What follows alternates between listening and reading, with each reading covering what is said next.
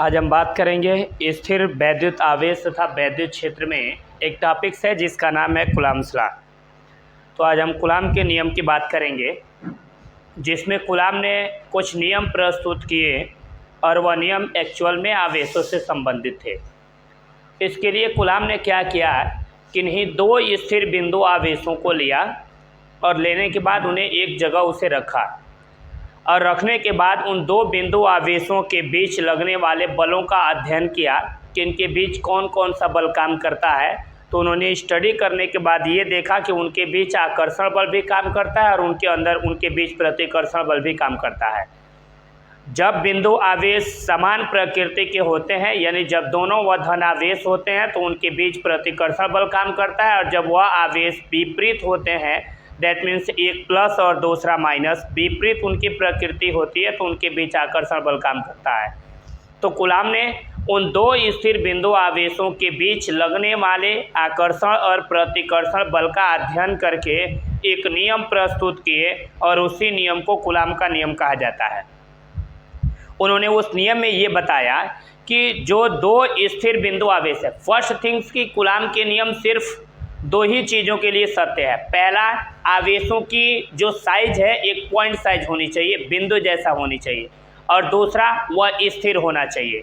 तो कूलम्ब के नियम लागू होने की ये शर्त है कि आवेशों की आकार एक बिंदु जैसा हो, और दूसरी शर्त ये है कि वह स्थिर होना चाहिए, गतिमान नहीं होना चाहिए। तो कूलम्ब ने इसीलिए उसके नियम में ये जोर दिया जाता है कि स्थिर बिंदु आवेश, यानी वह आवेश जो स्थिर हो और साथ में बिंदु जैसा हो, तो इसलिए उस आवेश का नाम स्थिर बिंदु आवेश है।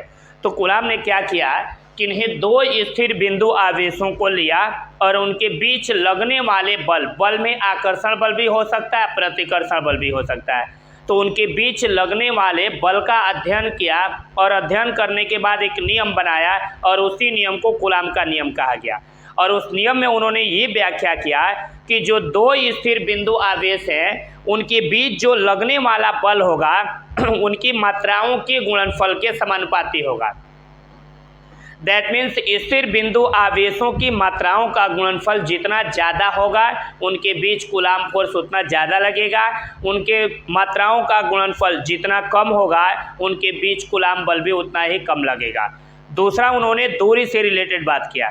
उन्होंने ये बताया कि अगर उस स्थिर बिंदु आवेशों के बीच की दूरी बढ़ा दें तो उनके बीच कार्य करने वाला कूलम्ब बल कम हो जाएगा, और बीच की दूरी कम कर दें तो उनके बीच कार्य करने वाला कूलम्ब बल बढ़ जाएगा। तो इस बेस पे उन्होंने ये नियम दिया कि किन्हीं दो स्थिर बिंदु आवेशों के बीच लगने वाला कूलम्ब बल, यानी जो लगने वाला बल है, उनकी आवेशों के मात्राओं के गुणनफल के समानुपाती और उनके बीच की दूरी के स्क्वायर के, यानी वर्ग के व्युत्क्रमानुपाती होता है।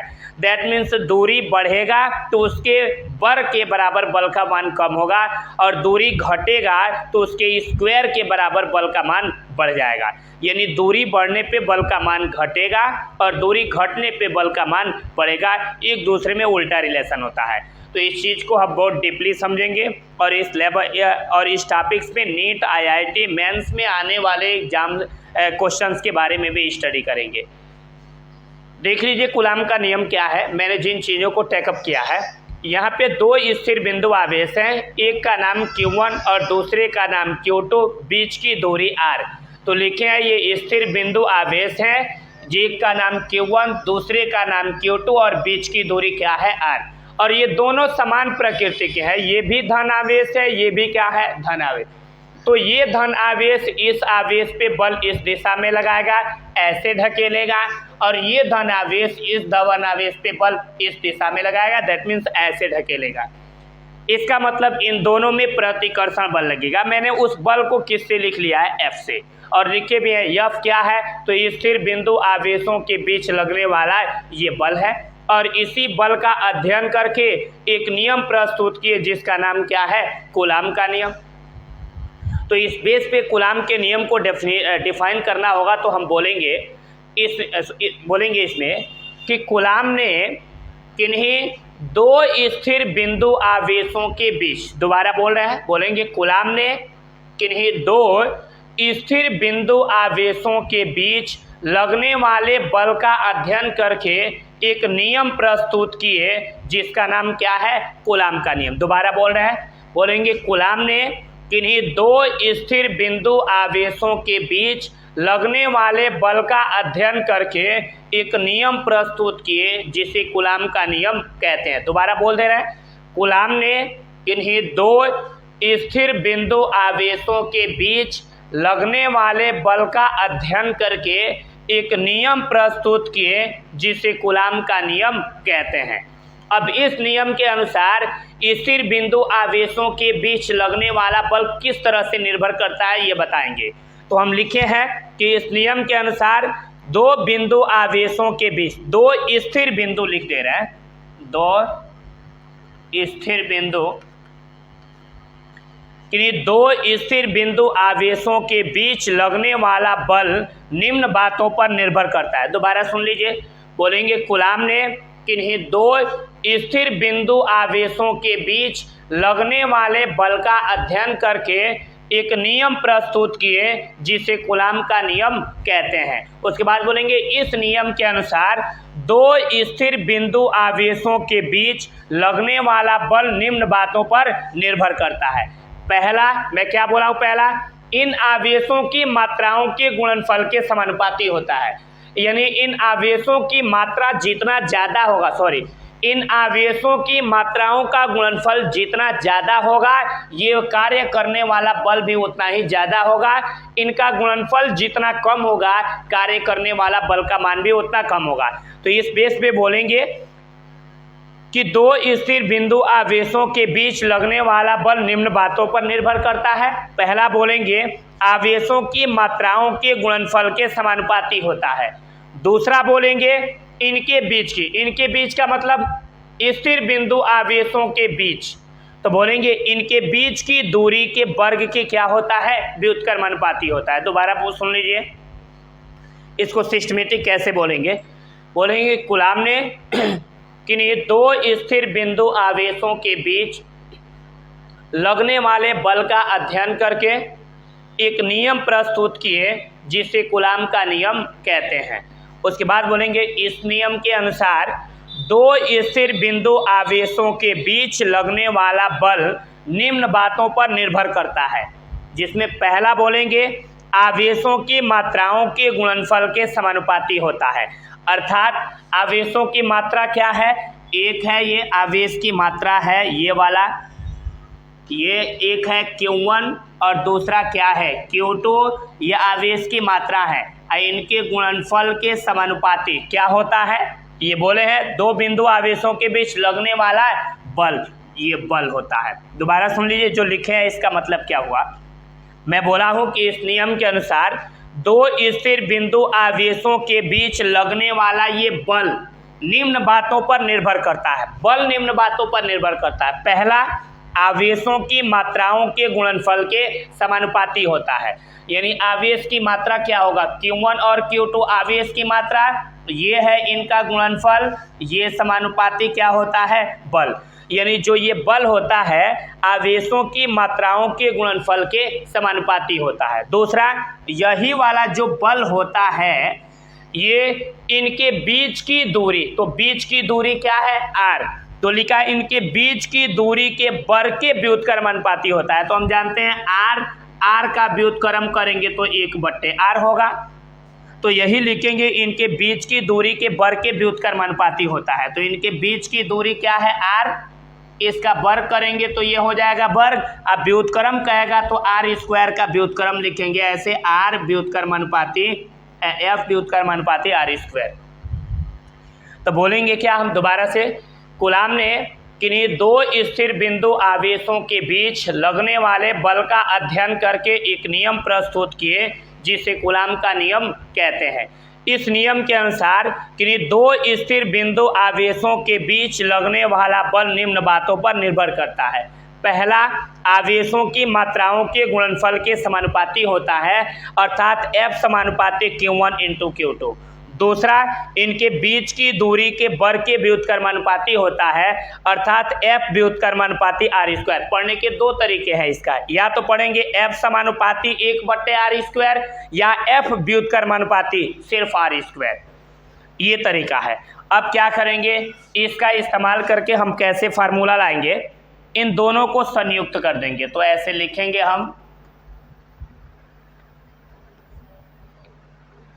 संयुक्त करने पर, कीजिए संयुक्त, दोनों जगह यहाँ एफ है तो हम यहाँ क्या लिख लेंगे एफ, दोनों जगह सेम साइन है तो लगा लेंगे सेम साइन।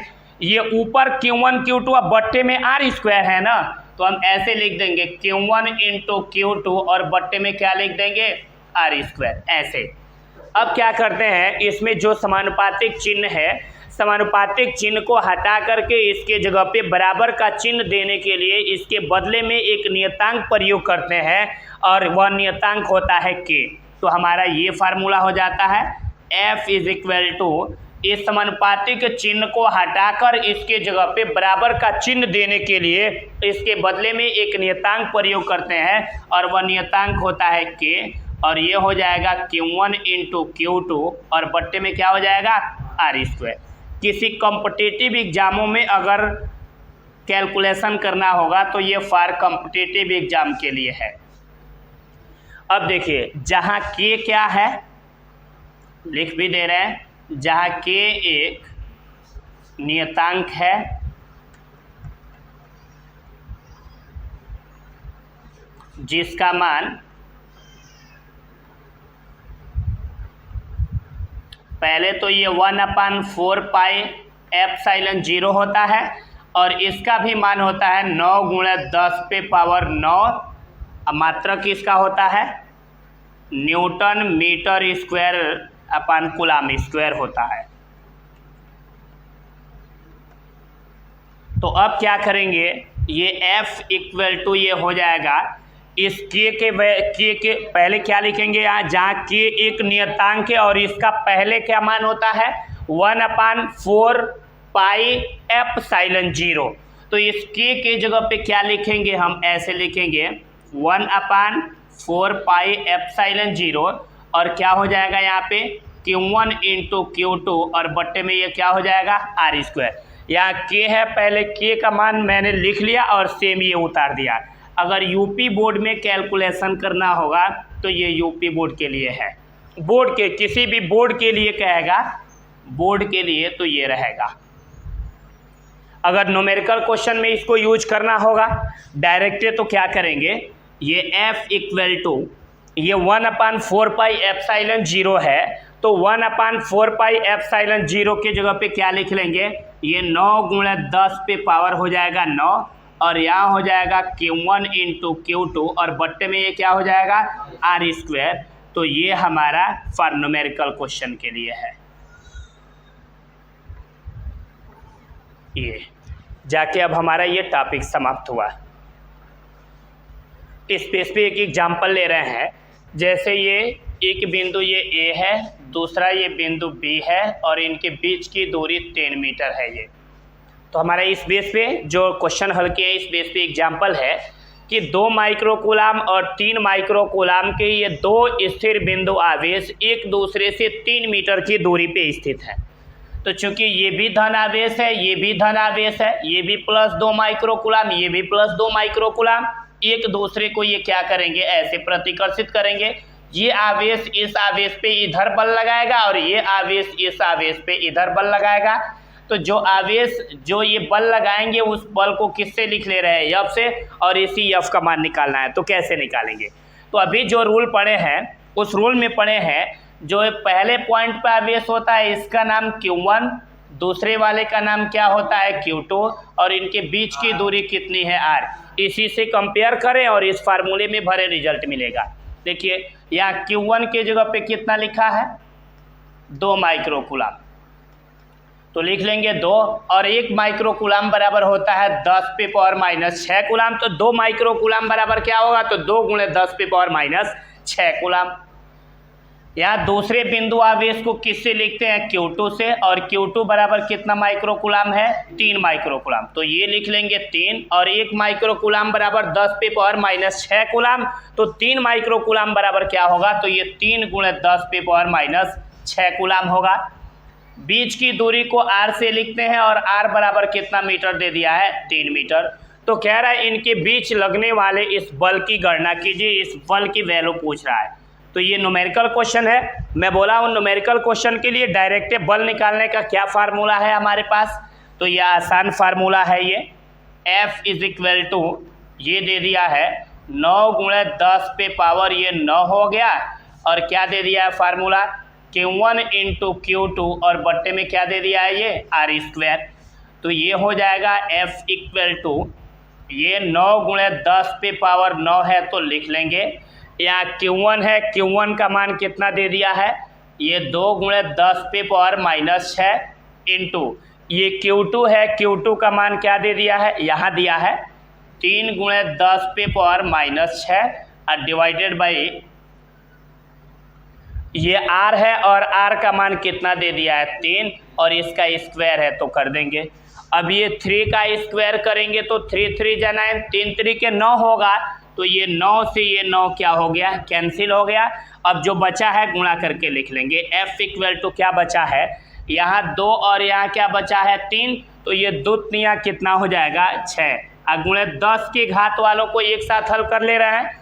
यहाँ 10 पे 9 है, यहाँ 10 पे 6 है, यहाँ 10 पे -6 है, ये है। तो इसको कैसे करेंगे, 9 में से 6 घटा देंगे, कितना बचा, 3, और 3 में से ये 6 घटा देंगे, -3, और इस बल का मात्रक क्या होता है, न्यूटन। ये हमारा आंसर हो जाता है, ये वाला देख रहे हैं। इसको अब मिटा रहे हैं, माइक्रोकुलाम, और इनके बीच की दूरी ये 2 सेंटीमीटर है, 2 से में, ये पॉइंट A और ये पॉइंट क्या है, B।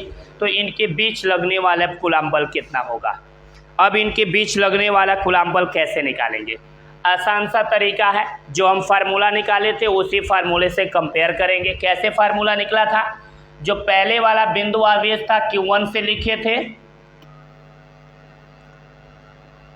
ये Q1 से, दूसरे स्थिर बिंदु आवेश को Q2 से, और इनके बीच की दूरी को किससे लिखे थे, r से। वही कंपेयर करेंगे, वैल्यू पुट करेंगे। देखिए यहाँ Q1 है, Q1 के जगह पे कितना दे दिया है, Q1 = 5 माइक्रोकुलाम। तो वो 1 माइक्रोकुलाम बराबर होता है 10⁻⁻6 कुलाम। तो 5 माइक्रोकुलाम बराबर क्या होगा, तो ये 5 × 10⁻⁻6 कुलाम। Q2 = कितना दे दिया है, देखिए Q1 के जगह पे 5 माइक्रोकुलाम, Q2 के जगह पे 2 माइक्रोकुलाम, तो यानी Q2 बराबर दिया है 2 माइक्रोकुलाम। तो 1 माइक्रोकुलाम बराबर 10⁻⁻6 कुलाम, तो 2 माइक्रोकुलाम बराबर क्या होगा, तो ये 2 × 10⁻⁻6 कुलाम। बीच की दूरी को किससे लिखते हैं, r से, और r बराबर दिया है 2 सेंटीमीटर, कुलाम मीटर नहीं, सेंटीमीटर। तो चूंकि MK80 प्रणाली में लंबाई को मीटर में, द्रव्यमान को किलोग्राम में, और समय को सेकंड में मापते हैं, और यहाँ लंबाई को मीटर के बजाय सेंटीमीटर में दिया है। तो मीटर को सेंटीमीटर में बदलने के 2 तरीके, या तो 100 से डिवाइड कर दें, और नहीं तो 10⁻⁻2 से गुणा कर दें, एक ही बात होता है। तो हम क्या करेंगे, सेंटीमीटर को मीटर में चेंज करने के लिए 10⁻⁻2 से गुणा करेंगे। तो ये होगा 2 × 10⁻⁻2। अब सेंटीमीटर किस में चेंज हो गया, मीटर में। अब हम फार्मूले लगा लेंगे। हमारा न्यूमेरिकल क्वेश्चन के लिए कूलाम फोर्स का क्या फार्मूला है, ये है F = 9 × ये 10⁻9, और क्या है, ये Q1 × Q2, और डिवाइडेड बाई कितना है, ये r²। तो अब ये हो जाएगा, ये F = हमारे पास फार्मूला मिलेगा, ये 9 × ये 10⁻9 हो जाएगा, और यहाँ Q1 है, Q1 का मान क्या दे दिया है, 5 × 10⁻⁻6 इंटू Q2 है, Q2 के जगह पे क्या दे दिया है, 2 × 10⁻6 डिवाइडेड बाई ये r है, r के जगह पे क्या दे दिया है, 2 × 10⁻2। r कितनी बार है, 2 बार। तो या तो इसका स्क्वायर कीजिए, नहीं तो इसी को 2 बार लिख दीजिए, तरीका एक ही है। अब देखिए ये 2 से ये 2 कैंसिल हो गया, अब जो बचे हैं वो 10 के घात वालों को एक पास कर लेंगे, विदाउट 10 का घात वाला एक पास रखेंगे। तो ये f इक्वल टू देखिए बिना 10 के घात वाले, यहाँ 9 है यहाँ 5 है, तो ये 9 पचे कितना हो जाएगा 45। ऐसे अगुणे 10 पे पावर देखिए 9 में से 6 घटा देंगे 3, 3 में से 6 घटा देंगे तो ये माइनस थे। अब देखिए 10 पे -2, अब -2 मिलके -4, तो 4 नीचे माइनस में ऊपर जाएगा तो प्लस में, और यहाँ पहले से बचा क्या है 2, तो अब ये क्या हो जाएगा, ये f इक्वल टू हो जाएगा ऊपर 45 अगुणे 10 पे पावर 4 में से 3 घटा देंगे तो एक ठो 10 बचेगा, एक 10 और बट्टे हो जाएगा 2, 2 पचे 10, तो ये f बराबर देखिए कितना होगा 5 पचे 25 के 5 और 5 चौको 20 और 2 22, 225 और बल का मात्रक होता है न्यूटन। ये आंसर हो जाता है, ये बल के लिए है।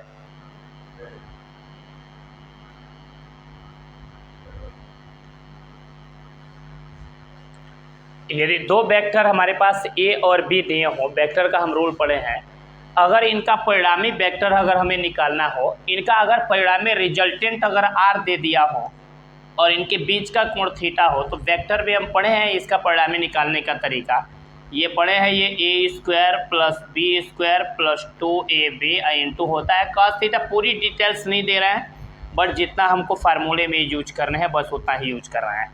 अगर कोई हमारे पास दो वेक्टर दिए होंगे, उनका परिणामी वेक्टर निकालना होगा तो हम फार्मूला लगा लेंगे ये a² + b² + 2ab cos theta और अंडर रूट में ये रहेगा। मतलब ये हुआ कि अगर हमारे पास कोई दो वेक्टर दिए हों, अगर उनके बीच का कोण थीटा हो तो उनका परिणामी निकालने के ये फार्मूले मिल गए। अब कूलाम के नियम में जो मैं कूलाम का नियम बताया हूँ उस बेस पे कुछ difficult question, that means competitive exam level के क्वेश्चन को कैलकुलेट करना है, कैसे करेंगे ये देखिए। उससे पहले मैं कुछ बेसिक कंसेप्ट ये दे रहा हूँ जो मुझे डायरेक्ट यूज करने हैं, समझ लीजिए। अगर हमारे पास इससे पहले जो रूल पढ़े उसमें पढ़े हैं एक बिंदु आवेश Q1, ये दूसरा बिंदु आवेश Q2 और इनके बीच की दूरी ये कितनी दे दिया हो r, तो इनके बीच लगने वाला कूलाम बल कितना है, तो यह बराबर पढ़े हैं अभी K Q1 × Q2 बट्टे r²। K is the constant, Q1 × Q2 बट्टे क्या हो जाएगा r²। ये अभी तुरंत कूलाम का नियम हम लोग पढ़े हैं। अब देखिए अगर मैं Q1 के जगह पे सिर्फ ले लूँ Q, इस Q2 के जगह पे भी सिर्फ ले लूँ Q, और इनके बीच की दूरी मैं सिर्फ ले लूँ r, और इनके बीच लगने वाला बल की गणना करने की बात कहें तो F बराबर हो जाएगा ये K। Q1 के जगह पे क्या लिख लेंगे हम Q इंटू ये Q2 है, Q2 के जगह पे भी क्या लिख लेना है Q, और इनके बीच की दूरी r है तो r के जगह पे सिर्फ क्या दे दिया है r। अगर a देगा तो हम यहाँ क्या लिख लेंगे a, बस यही हमारा तरीका है। तो हमारे पास ये क्या हो जाएगा देख लीजिए, ये f इक्वल टू हो जाएगा k, q का गुणा q में होगा तो q² और डिवाइडेड बाई क्या हो जाएगा a²। बस यही चीज़ें हमें बिल्कुल ध्यान रखने हैं कि अगर दो समान प्रकार के, समान परिमाण के, समान प्रकृति के आवेश अगर a दूरी पर स्थित हो तो F बराबर हो जाएगा k Q² अपान क्या हो जाएगा a²। अब इस बेस पे हम एक एग्जाम्पल ले रहे हैं ये कि चित्र में बना रहा हूँ, चित्र में ये एक समबाहु त्रिभुज है। कौन सा त्रिभुज है? समबाहु त्रिभुज। ये A है, ये B है, ये C है। मैं कह रहा हूँ A पे भी Q कूलाम का आवेश उपस्थित है, इस A पे भी Q कूलाम, यहाँ B पे भी Q कूलाम और C पे भी Q कूलाम का आवेश क्या है उपस्थित है। अब देखिए तो मैं ये बोल दूं कि बिंदु C पर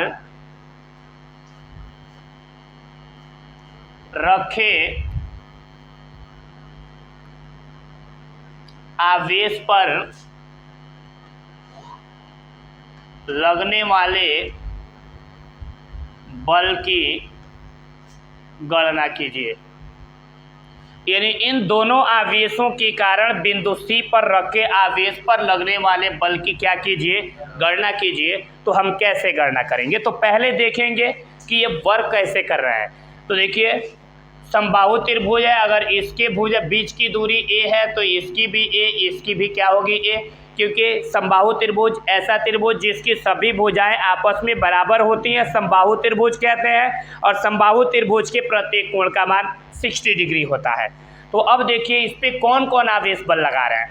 पहला ये बिंदु आवेश Q है, एक ये Q है, तो ये वाला Q इस Q पे इधर बल लगा रहा होगा, जाहिर सी बात है इधर बल लगा रहा होगा। ये भी Q, ये भी क्या है Q, तो ये वाला आवेश इस आवेश पे इधर बल लगा रहा होगा। ऐसे इनके बीच इनके अंतःकोणों का योग, अंतःकोण प्रत्येक कोण अंतःकोण कितना होता है 60 डिग्री, यानी समबाहु त्रिभुज के प्रत्येक अंतःकोण का मान कितना होता है 60 डिग्री। यानी ये 60 है तो ये भी कितना हो जाएगा 60 अंश। तो अब देखिए जाहिर सी बात है अगर ये भी आवेश Q, ये भी आवेश Q, बीच की दूरी A, तो देखिए आवेश Q बीच की दूरी A, तो बल कितना लगेगा, तो जाहिर सी बात है इस पे बल लगेगा F बराबर ये KQ² अपान A²। ये भी कितना बल लगेगा, तो F बराबर KQ² अपान क्या होगा A², ये इतना बल लगेगा। फिलहाल अभी इससे मेरा मतलब नहीं है। इस आवेश के कारण इस पे लगने वाले बल को भी F से लिख रहे हैं, इस आवेश के कारण इस पे लगने वाले बल को किससे लिख ले रहे हैं, F से। हम देख रहे हैं कि ये भी F वेक्टर क्वांटिटी, ये भी वेक्टर क्वांटिटी, इनके बीच का कोण 60 डिग्री। तो हम पढ़े हैं अगर कोई दो वेक्टर हो और उनके बीच का कोण थीटा हो तो इनका परिणामी निकालने का हमारे पास ये फार्मूला है। ऐसे ही यहाँ बिंदु C है, इस पे दो फोर्स काम कर रहे हैं और बीच का एंगल 60 डिग्री है, तो इस C पर लगने वाला परिणामी बल निकालने का फार्मूला मेरे पास मिलेगा। क्या फार्मूला मिलेगा, तो ये F नेट कितना निकलेगा, तो जाहिर सी बात है यहाँ पे हमारे कहने का मतलब यहाँ A था तो A² हुआ, B था तो B², तो यहाँ पे A के जगह पे F है तो हो जाएगा F² प्लस B के जगह पे यहाँ भी F है, क्योंकि दोनों जगह A का मान भी F है और B का भी मान क्या है F, क्योंकि इस आवेश के कारण इस पे लगने वाला भी बल F, इस आवेश के कारण इस आवेश पर लगने वाला भी बल क्या है F, दोनों के लिए बल क्या है समान, यानी A का मान भी F, B का भी मान F, तो A के जगह पे भी F, B के जगह पे भी रख देंगे F, तो A के जगह पे रखेंगे F तो F², फिर B के जगह पे रखेंगे F तो F² प्लस क्या हो जाएगा 2 A के जगह पे F इंटू B के जगह पे F इंटू कास थीटा के जगह पे इसमें क्या दे दिया है 60 डिग्री। और हम पढ़े हैं ट्रिग्नोमेट्री में कि कास 60 डिग्री की वैल्यू होती है हाफ, दैट मीन्स 1/2।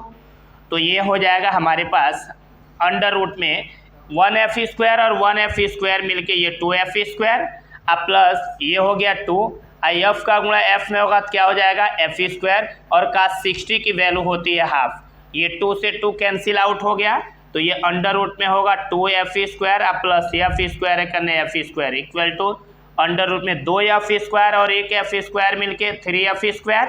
तो अब हमारे पास F नेट कितना निकल गया, F का वर्गमूल निकल जाएगा तो F हो जाएगा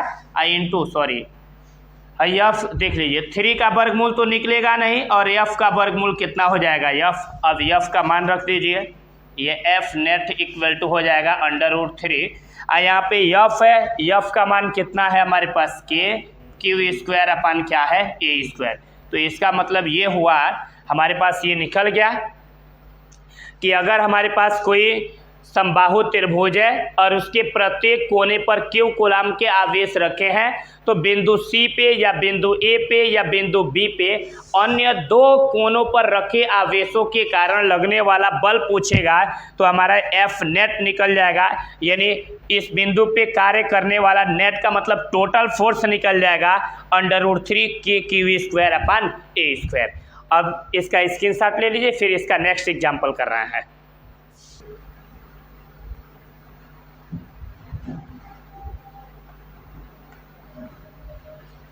अब ये चीज़ें क्लियर हो गया कि अगर कोई समबाहु त्रिभुज है जिसके प्रत्येक भुजा की लंबाई a है, तो इसमें से अगर किसी एक आवेश पर लगने वाले इसमें से किसी एक बिंदु पर रखे एक कोने पर रखे किसी अन्य दो आवेशों के कारण लगने वाला बल पूछेगा तो हमारे पास ये डायरेक्ट फार्मूला लगा देंगे F equal to under root 3F, तुरंत हमारा रिजल्ट बाहर हो जाएगा। इसके बाद हम नेक्स्ट क्वेश्चन की बात करेंगे।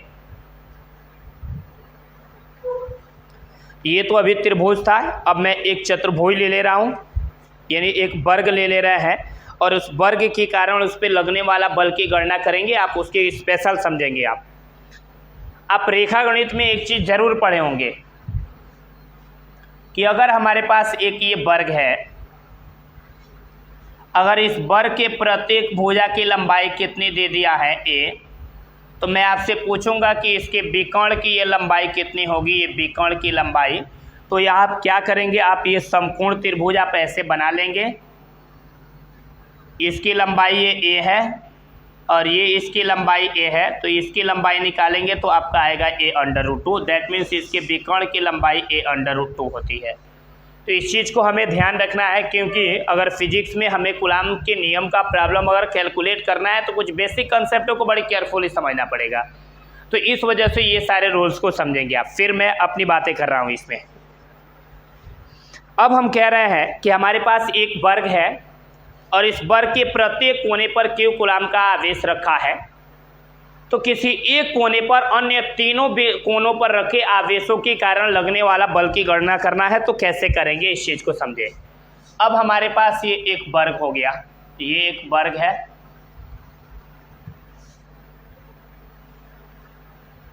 इसका नाम कल्चर कर रहा है ए बी, ऊपर से लिखते आ रहा है ए बी सी, और ये क्या है डी।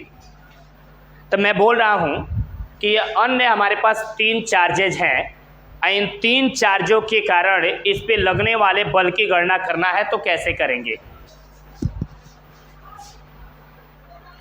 अब देखिए इस वर्ग में मैं बोला हूँ कि यहाँ पे वर्ग में 4 कोने हैं ए बी सी डी। इस ए पे भी Q कूलॉम का एक चार्ज रखा है और इस बी पे भी Q कूलॉम का चार्ज, सी पे भी Q कूलॉम का चार्ज, डी पे भी Q कूलॉम का एक चार्ज है। और वर्ग के प्रत्येक भुजा की लंबाई a है। इसकी भी लंबाई a, इसकी भी लंबाई a, इसकी भी लंबाई a और इसकी भी लंबाई कितनी है, a है। अब मुझे करना क्या है, इस C पे जो आवेश रखा है इन अन्य तीनों आवेशों के कारण C पे लगने वाले बल की गणना करना है। तो पहले हम देखेंगे कौन कौन से आवेश जो डायरेक्टली इस पे फोर्स लगा रहे हैं। तो हम देख रहे हैं ये वाला Q इस Q पे एक फोर्स लगा रहा है, जिसकी डायरेक्शन ये है, इस डायरेक्शन में फोर्स लगा रहा है ये। तो अगर आप देख लीजिए कितना फोर्स लगा रहा है, तो जाहिर सी बात है इस पे लगने वाला, अगर फोर्स की बात करेंगे कि सिर्फ ये Q इस Q पे कितना फोर्स लगा रहा है, इस फोर्स को अगर F से लिखें तो इस F का मान हम निकालेंगे तो निकलेगा क्या। तो देखिए यहीं पे Q बीच की दूरी a, Q बीच की दूरी a, तो इनके बीच लगने वाला फोर्स कितना है, तो F बराबर Q² अपान क्या है, a²। तो जाहिर सी बात है कि अगर 2 बिंदु आवेश Q बीच की दूरी है तो फोर्स कितना हो जाएगा, तो ये Q² अपान कितना हो जाएगा, a²। ये इसका फोर्स होगा। सिर्फ ये आवेश इस आवेश पे फोर्स लगाएगा, उस फोर्स के लिए है। तो इस पे तो बहुत सारे फोर्स लग रहे हैं। ये आवेश इस आवेश पे इधर फोर्स लगा रहा है, ये आवेश इस आवेश पे इधर फोर्स लगा रहा है। तो आप देखिए वर्ग के प्रत्येक कोण का मान कितना है, 90 डिग्री। तो इसके बीच का भी कोण कितना बनेगा, 90 डिग्री। तो हम देख रहे हैं ये 2 फोर्स हैं और इनके बीच 90 डिग्री का एंगल बन रहा है। तो सिर्फ इन दोनों फोर्सों का परिणामी कितना होगा, मैं सिर्फ इन दोनों की बात कर रहा हूँ। ये वाला इस पे लगा रहा है, ये इस पे लगा रहा है, इन दोनों फोर्सों की परिणामी, मैं इनकी अभी बात नहीं कर रहा हूँ।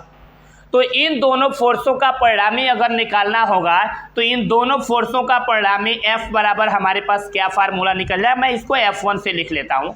F1 बराबर क्या निकल जाएगा, तो ये हो जाएगा F² प्लस ये हो जाएगा F² प्लस 2, ये F इंटू क्या हो जाएगा, F इंटू कास थीटा के जगह पे क्या हो जाएगा, 90 डिग्री।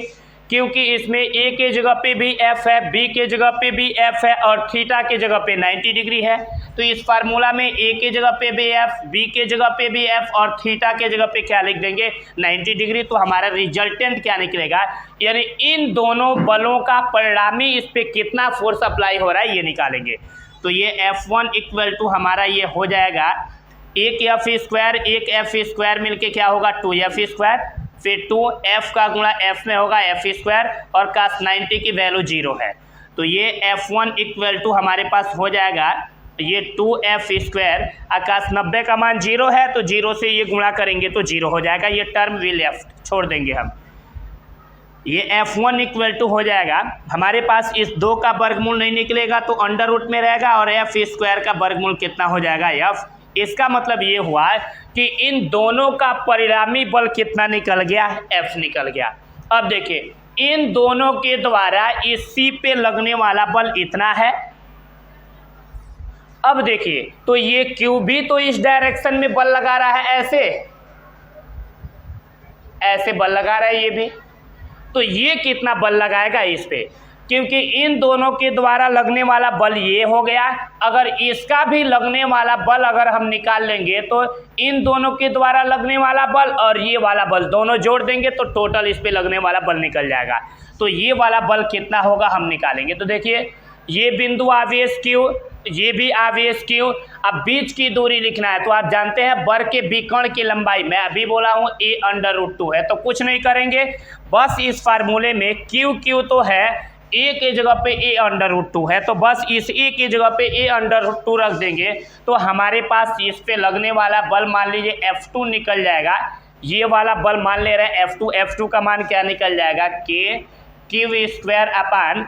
अब इस a के जगह पे हमको सिर्फ क्या लिख लेना है, a√2, इसका स्क्वायर कर देंगे तो हमारे पास ये हो जाएगा F2 इक्वल टू Q²। का वर्ग करेंगे तो 2 होगा, a का स्क्वायर करेंगे तो a²। अब ये क्लियर हो गया। इस पे 3 फोर्स काम कर रहे थे। एक फोर्स ये वाला काम, एक ये Q इस Q पे इधर बल लगा रहा था, ये वाला Q इस Q पे इधर बल लगा रहा था, तो इन दोनों का परिणामी बल ये निकल गया। एक तीसरा Q इस पे इधर बल लगा रहा है, इसका परिणामी ये निकल गया।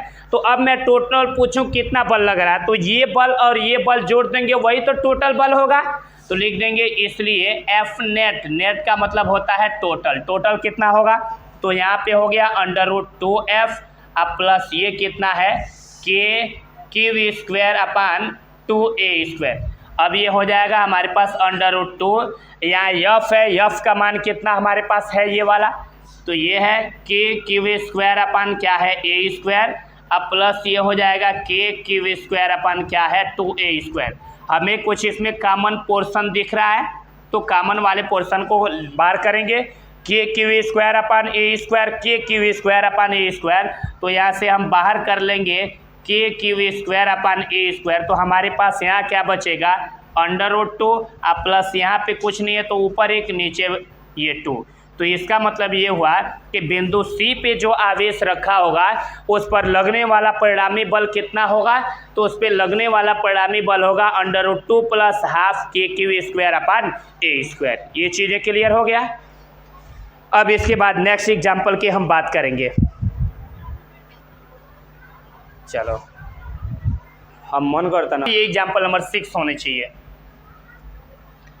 अब देखिए वर्ग सेम रहेगा ये वाला, इसके कोनों पर सेम आवेश मैं लिख दे रहा हूँ, ये कोने हैं A B C D, इस पे भी आवेश कितना है Q है, इस पे भी आवेश Q, लेकिन इस पे आवेश है -Q, इस पे +Q है। मैं बोल रहा हूँ बिंदु C पर रखे आवेश पर लगने वाला फोर्स कितना होगा, ऐसे बिंदु C पर रखे आवेश पर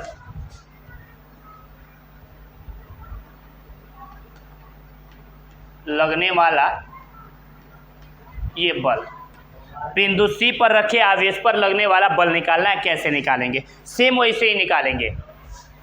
माइनस प्लस से इस पर बहुत ज़्यादा इफेक्ट नहीं पड़ता है, समझिएगा ध्यान से, बट थोड़ी सी डायरेक्शन में चेंजिंग होगा। अब इस पे देखिए कौन कौन फोर्स काम कर रहा है, इन दोनों का परिणामी निकालेंगे। अब आपको ये क्लियर हो गया है कि अगर हमारे पास इससे पहले वाले क्वेश्चन में देखें, अगर वर्ग के किसी एक शीर्ष पे अगर कोई आवेश रखा है तो अन्य 2 आवेशों के कारण लगने वाला बल निकाले थे √2f, ये क्लियर था।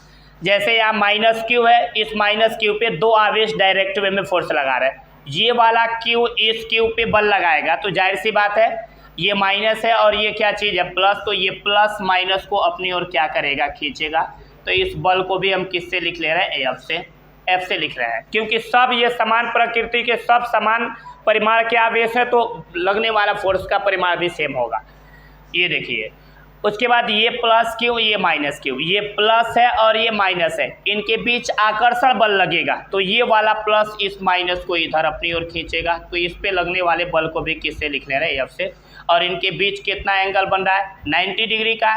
तो इसका मतलब कि इन दोनों का परिणामी, इन दोनों बलों का परिणामी निकालेंगे तो इन दोनों बलों का परिणामी आएगा √2F। अभी इससे पहले निकाले थे। क्लियर हो गया। अब देखिए तीसरा चीज, इसका मतलब कि इन दोनों बलों का परिणामी हमारा निकल गया √2F। अब बच गया है ये तीसरा वाला। तो अब आप देखिए कि ये वाला तीसरा वाला आवेश बचा है, ये कितना इस पे फोर्स लगा रहा है। तो हम जानते हैं ये भी आवेश Q, ये माइनस Q, बीच की दूरी क्या होती है, तो बर का विकर्ण की लंबाई A√2 होती है, इसका विकर्ण इतना होगा। तो अब डायरेक्ट मैं लिख दे रहा हूँ F नेट कितना होगा। अब देखिए पहले इन दोनों बलों का परिणामी कितना है, तो √2F, ये चीज़ें क्लियर है। फिर प्लस देखिएगा आप, ये भी आवेश Q, ये भी आवेश, ये क्या है माइनस Q, बीच की दूरी क्या है A, तो इनके बीच लगने वाला बल क्या होगा, तो F बराबर K, Q इंटू ये माइनस Q है, तो यहाँ रिजल्टेंट में माइनस नहीं लिखेंगे, माइनस ये रिप्रेजेंट करता है कि इनकी प्रकृति विपरीत है, लेकिन कैलकुलेट करते वक्त माइनस Q नहीं लिखेंगे, सिर्फ Q। अब बट्टे बीच की दूरी यहाँ A है तो A² होता था, यहाँ A√2 है तो ये A√2 का स्क्वायर करेंगे। तो अब हमारे पास ये F नेट कितना निकल जाएगा, ये √2। यहाँ देखिए ये भी आवेश Q, ये भी आवेश Q, बीच की दूरी कितनी है A, क्योंकि बर के प्रत्येक भुजा की लंबाई कितनी है A, तो ये आवेश Q, ये भी Q, बीच की दूरी है, आवेश Q, ये भी Q, बीच की दूरी है, तो फोर्स कितना लगेगा, K(Q²/A²। ये मत कहिएगा माइनस का आ गया है, क्योंकि माइनस खत्म हो जाता है, उसका रीजन ये है क्योंकि माइनस सिर्फ ये रिप्रेजेंट करता है कि आवेशों की प्रकृति विपरीत है। तो ये हो जाएगा फिर से ये K, फिर Q का गुणा Q में होगा Q² √2 का स्क्वायर करेंगे 2 और A का स्क्वायर करेंगे होगा A²। सेम रिजल्ट आना चाहिए। F नेट इक्वल टू जो कॉमन पोर्शन है बाहर करें, KQ²/A², KQ²/A²। तो यहाँ से हम बाहर कर लेंगे ये KQ²/A²। तो देखिए KQ²/A², KQ²/A² कैंसिल हो जाएगा, यहाँ बचेगा √2 और प्लस यहाँ क्या बचेगा, हाफ। देख लीजिए माइनस यहाँ कर दिए तब भी रिजल्ट यही आया, प्लस था तब भी रिजल्ट यही आया। तो इससे क्लियर हो गया कि इसमें माइनस का कोई इंपॉर्टेंस नहीं रहता है, बस ये रिप्रेजेंट करता है कि आवेशों की प्रकृति क्या है, विपरीत है, बाकी इसका कोई मतलब नहीं। अब इसके बाद नेक्स्ट एग्जाम्पल देख रहे हैं हम।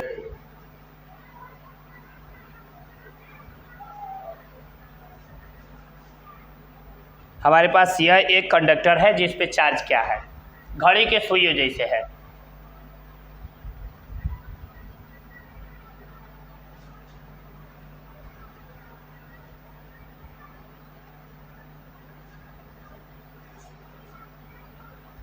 इस पे देखिए ये 1 है 1 कूलम, 2 है 2 कूलम, 3 है 3 कूलम, 4 है ये 4 कूलम, 5 है 5 coulomb, 6 coulomb, 7 coulomb, 8 coulomb, 9 coulomb, 10 coulomb, 11 coulomb and 12 coulomb.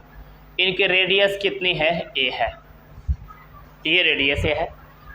अब यहाँ पे 1 कूलम का एक चार्ज रखा है बिंदु O पे, ये एक पॉइंट O है, इस पे 1 कूलम का एक चार्ज रखा है। तो इस 1 कूलम के चार्ज पे लगने वाला नेट बल निकालना है, तो इस पे लगने वाला टोटल बल कितना होगा। तो अब देखिए इनके डायग्राम को थोड़ा सा मैं रीराइट करूँगा और उस हिसाब से बनाएंगे। दोबारा देख लीजिए, थोड़ा सा सामने सामने आवेश है। पहले हम इन पे देखें 12 वाले पे, यहाँ पे ये 12 कूलम भी प्लस में है और ये 6 कूलम किस में है, प्लस में।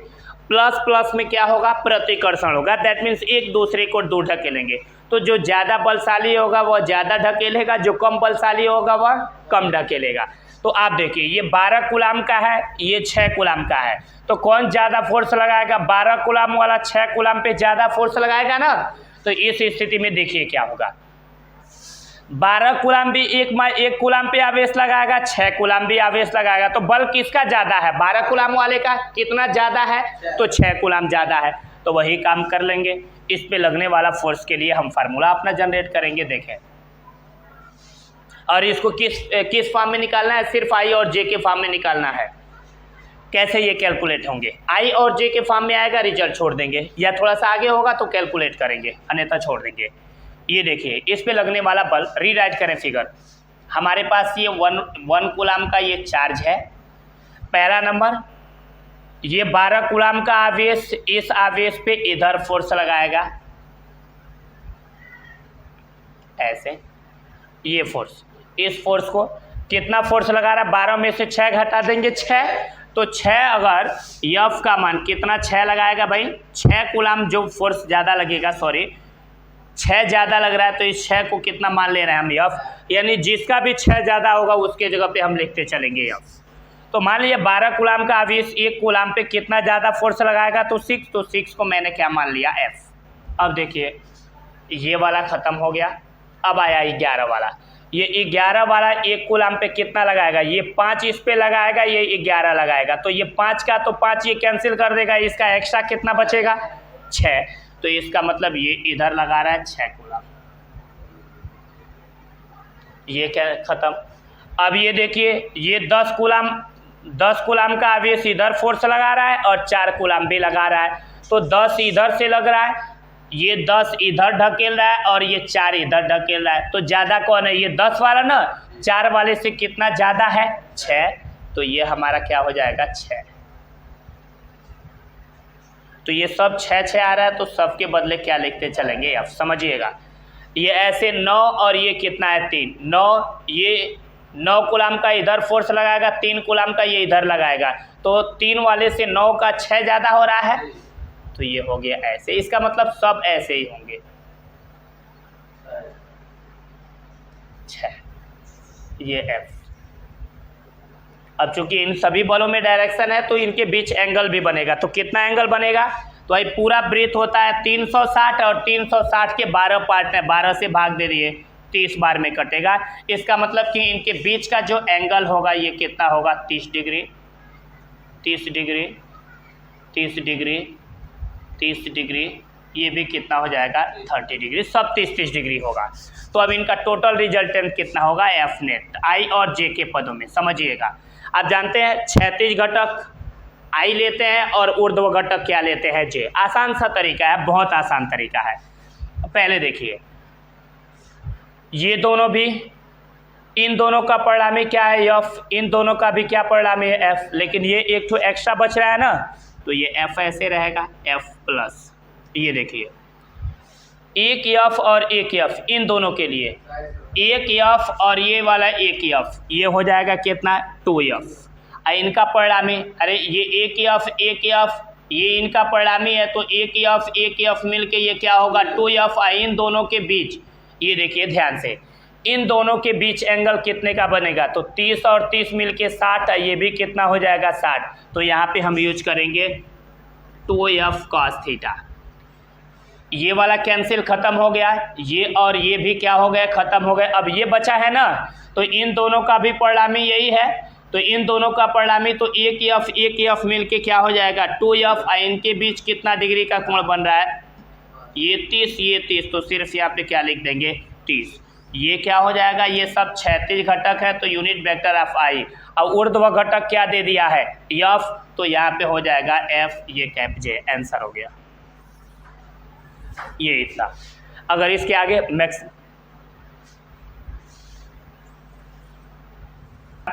आगे वैसे बहुविकल्पी आई और जे के टर्म में देगा तो यही आंसर देगा। अगर बहुविकल्पी क्वेश्चन में अगर लॉन्ग थोड़ा सा कैलकुलेट करने के देगा तो कुछ नहीं करेंगे, एफ का मान कितना होगा तो आराम से निकाल लेंगे कि 2 बिंदु आवेश है, एक कूलाम और दूसरा कितना है? 6 कूलाम, बीच की दूरी कितनी है? ए। तो बल का मान निकल जाएगा, cos 60 का मान 1/2, cos 30 का मान 1/√3/2। यहाँ पे वैल्यू रख के रिजल्ट कर देंगे। लेकिन हम सिर्फ किसके टर्म में कह रहे थे? आई और जे के, तो आई और जे के टर्म में ये रिजल्टेंट हुआ। ओके,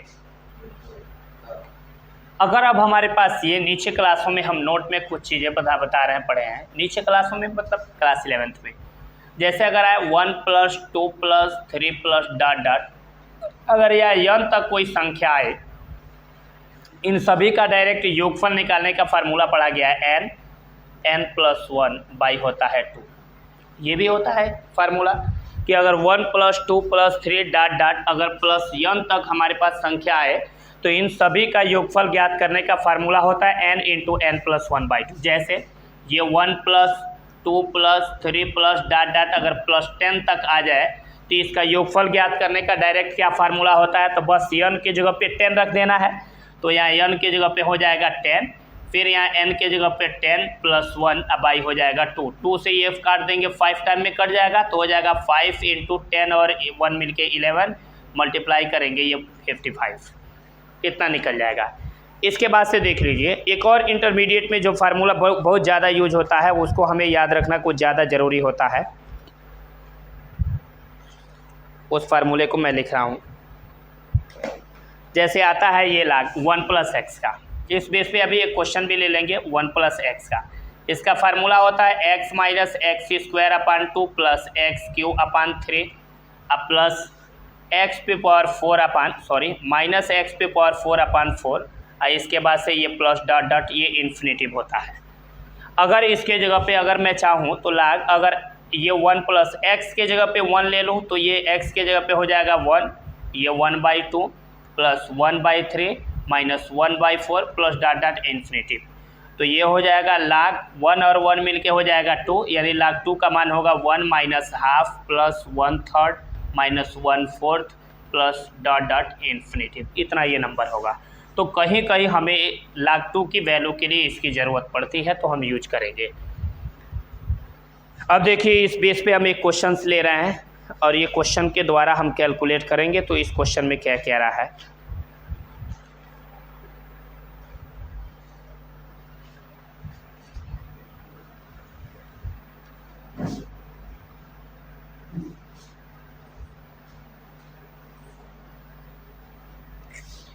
ये मूल बिंदु है वो लिख ले रहे हैं और यहाँ 1 कूलाम का एक चार्ज रखा है और जितना दूरी है प्रत्येक पे उतने कूलाम का आवेश रखा है और उन सभी आवेशों के कारण मूल बिंदु पर रखे आवेश पर लगने वाले बल की गणना करनी है। जैसे 1 मीटर पे 1 कूलाम का आवेश, 2 मीटर पे 8 कूलाम का आवेश, 3 मीटर पे 27 कूलाम का आवेश, ऐसे यहाँ ... ये है 10 मीटर पे 1000 कूलाम का ये आवेश रखा हुआ है। तो इन सभी आवेशों के कारण इस पे लगने वाला बल निकालना है। कैसे निकलेगा, इसका मतलब कि हम अलग अलग निकालेंगे। पहले 1 और 1 के बीच कितना फोर्स लगेगा ये, फिर 1 और 8 के बीच कितना फोर्स लगेगा ये, फिर 1 और 27 के बीच कितना फोर्स लगेगा ये सब निकालेंगे और सबका सम टोटल कर देंगे तो 1 कूलाम पे लगने वाला फोर्स निकल जाएगा। तो आसान तरीका है इसको निकालने का, हम निकाल के बता रहे हैं। पहले 1 और 1 के बीच निकालेंगे तो हम जानते हैं Q1 के जगह पे 1 कूलाम, Q2 के जगह पे 1 कूलाम और इनके बीच की दूरी ये कितना मीटर है, 1 मीटर। तो कुछ नहीं करेंगे, Q1 के जगह पे हम रख लेंगे 1 कूलाम, Q2 के जगह पे 1 कूलाम, R के जगह पे रख लेंगे 1 मीटर, रिजल्ट निकल जाएगा। देख लीजिए ये F बराबर हमारे पास हो जाएगा K, Q1 है, Q1 के जगह पे क्या हो जाएगा 1 इंटू Q2 के जगह पे भी क्या हो जाएगा 1 और डिवाइडेड बाई R है, R के जगह पे भी क्या हो जाएगा 1, तो 1 का स्क्वायर। अब देखिए खुद पता चल जाएगा अभी कैसे ये निकल रहा है, कोई बहुत कॉम्प्लिकेटेड है नहीं। दूसरा नंबर, अब 1 और 8 के बीच निकालना है तो कुछ नहीं करना है, बस हो जाएगा ये F इक्वल टू हो गया K, Q1 के जगह पे है 1, अब Q2 के जगह पे क्या हो जाएगा 8 और डिवाइडेड बाई, अब यहाँ से यहाँ तक की दूरी कितना है 2, तो 2 का स्क्वायर। फिर ये F इक्वल टू ये F1, F2, F3। अब देखिए अब 1 से हम 27 वाले के बीच की दूरी निकालेंगे तो इसके बीच की दूरी कितना निकलेगा। देखिए Q1 के जगह पे ये तो पहले F बराबर K, Q1 के जगह पे हो जाएगा 1, Q2 के जगह पे हो जाएगा 27 और डिवाइडेड बाई कितना हो जाएगा 3 का स्क्वायर। तो हम क्या देख रहे हैं K1 K1 K1 सब जगह आ रहा है, तो अगर हम इसका F नेट निकालेंगे F नेट तो टोटल क्या होगा K1 K1 K1 आ रहा है तो K इंटू 1 बाहर करेंगे तो बचेगा क्या, बचेगा 1/1 का स्क्वायर। उसके बाद क्या बचेगा 8/2 का स्क्वायर, 27/3 का स्क्वायर, ये बच रहा है 1/1 स्क्वायर, 2/2 8/2 स्क्वायर, 27/3 स्क्वायर। यानी जो ये है ऊपर जो राशि है उतना बट्टे उसका नीचे स्क्वायर बच रहा है। तो हम कुछ नहीं करेंगे, K1 बाहर कर लेंगे एफ नेट निकालने के लिए, जो बचेगा वो लिखते जाएंगे। जैसे क्या बचेगा, तो ये 1/1 का स्क्वायर। अब दूसरा क्या बचेगा 8/2 का स्क्वायर। तीसरा क्या बचेगा 27/3 का square plus dot dot. Last में क्या बचेगा ये प्लस 1000/10 का स्क्वायर, ये ना बचेगा। तो अब देखिए हो जाएगा एफ ये नेट इक्वल टू हो जाएगा के करने हो जाएगा के इंटू हाई 1 है, 1 का स्क्वायर 1 होगा, 1 में 1 से भाग देंगे 1। हाई 2 का स्क्वायर 4, 8 में 2 से भाग देंगे, 4 से भाग देंगे 2। 3 का स्क्वायर 9, 27 में 9 से भाग दे देंगे 3, ऐसे डॉट डॉट। 10 का स्क्वायर 100, 1000 में 100 से भाग देंगे क्या हो जाएगा 10। तो ये एफ नेट इक्वल टू क्या निकल गया। अब आप देखिए 1 + 2 + 3 डॉट डॉट प्लस 10 तक हो तो इन सभी का योगफल कितना आएगा 55। 1 + 2 + 3 डॉट डॉट प्लस 10 तक हो तो इनका योगफल कितना होगा 55 और इंटू पहले से है के। इसका मतलब ये हुआ कि अगर यहाँ पे 1000 कूलाम तक के अगर आवेश 10 मीटर की दूरी तक रखे गए हैं तो मूल बिंदु पर इन सभी आवेशों के कारण लगने वाला बल कितना होगा 55 के। ये हमारे रिजल्ट हो गया। अब देखिए अभी इससे पहले वाले जो क्वेश्चंस में पढ़े हैं, लेकिन इसमें अब थोड़ा सा डिफरेंट कर दी मैंने। क्या डिफरेंट है कि अब मूल बिंदु पे 1 कूलाम का आवेश रखा है, इससे 1 मीटर की दूरी पर +1 कूलाम, 2 मीटर की दूरी पे -2 कूलाम, 3 मीटर की दूरी पे +3 कूलाम, ऐसे इनफाइनाइट चार्ज रखे हैं, अनंत चार्ज रखे गए। तो इन अनंत चार्जों के कारण 1 कूलाम पे लगने वाला फोर्स कितना होगा। तो हम इसके कारण निकालने वाला फोर्स अभी डायरेक्ट एफ नेट निकाल लेंगे, कोई प्रॉब्लम नहीं है। अभी आप पढ़ें तो ये आया था F = K इंटू ये 1 बाहर कर लिए थे। अब क्या आया था ये 1/1 का स्क्वायर, फिर क्या आया था 2 जितना चार्ज यहाँ पे रखा था उतना बट्टे इतना का स्क्वायर अभी यहाँ लिखे थे। इसके बाद जो चार्ज रखा था उतना बट्टे नीचे का स्क्वायर अभी सिस्टमेटिक एक लेके आए थे, तो ये K × 1 हो जाएगा। इसके बाद आगे क्या होगा तो ये 1/ क्या हो जाएगा ये 1 का स्क्वायर। इसके बाद -2 क्या हो जाएगा 2 का स्क्वायर, फिर +3 क्या हो जाएगा 3 का स्क्वायर, ऐसे प्लस डॉट डॉट कितना हो जाएगा इन्फिनिटी। तो हम क्या देखेंगे ये एफ नेट कितना निकलेगा। इसके पहले वाले वीडियो में देख लीजिए आया कैसे है, कंफर्म किए। पहले वाला वीडियो नहीं, जस्ट इसके पहले वाले क्वेश्चंस में ये के करने क्या हो जाएगा के, ये 1/1 का मतलब ये 1 होगा, ये 2 का स्क्वायर करेंगे 4, 2 से ये 4 काटेंगे ये 1/2 होगा। ये क्या हो जाएगा 3 से 1 3 कट गया ये 1/3, 4 1 2 से 1 2 कट जाता 1/2, 3 से 1 3 कट गया 1/3 प्लस डॉट डॉट, ऐसे ये कहाँ तक आएगा इन्फिनिटी तक। तो ये एफ नेट अब कितना हो जाएगा तो हम देख रहे हैं 1 - ½ + 1/3 plus infinity, 1 - ½ + 1/3 -1/4 plus infinity. Total कितना है इनका योगफल आएगा तो इनका योगफल आएगा log2। तो इसका मतलब इन टोटल का योगफल log2 आएगा, तो इन टोटल का योगफल हम क्या लिख देंगे log2। तो एफ के इंटू क्या हो जाएगा log2। तो हमारे पास ये रिजल्ट आ गया कि अगर हमारे पास 1 कूलाम के आवेश है और इससे 1 मीटर की दूरी पर 1 कूलाम, 2 मीटर की दूरी पे -2 कूलाम, 3 मीटर की दूरी पे 3 कूलाम, 4 मीटर की दूरी पे -4 कूलाम का आवेश, ऐसे इनफाइनाइट अगर चार्ज रखे गए हैं तो उन सभी के कारण 1 कूलाम के आवेश पे लगने वाला फोर्स कितना होगा K × log2।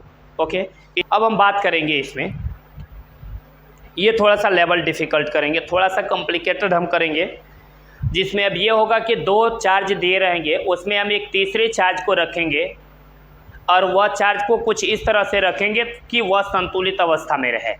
तो अगर तीसरे चार्ज की संतुलन की स्थिति प्राप्त करनी हो, किस अवस्था में तीसरा चार्ज की यानी 2 आवेशों के बीच तीसरे चार्ज को कहाँ पे रखे जाएंगे कि वह चार्ज संतुलन की अवस्था में रहेगा। संतुलन की अवस्था में होने का मतलब कि उस चार्ज पे लगने वाला फोर्स 0 होगा, यानी वह कौन ऐसा स्थान होगा।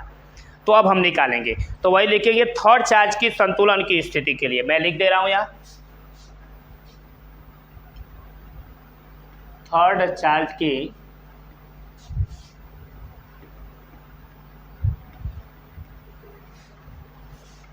संतुलन की स्थिति के लिए अब देखिए इसमें हम थोड़ा सा बात करेंगे, बहुत कॉम्प्लिकेटेड नहीं है, बड़ी आसान है, इसको हम थोड़ा सा सीखेंगे। ये देखिए हमारे पास एक चार्ज यहाँ पे है Q, एक दूसरा चार्ज यहाँ पे है Q, ये दो चार्ज हैं और इन चार्जों के बीच की दूरी मैं लिख ले रहा हूँ L से।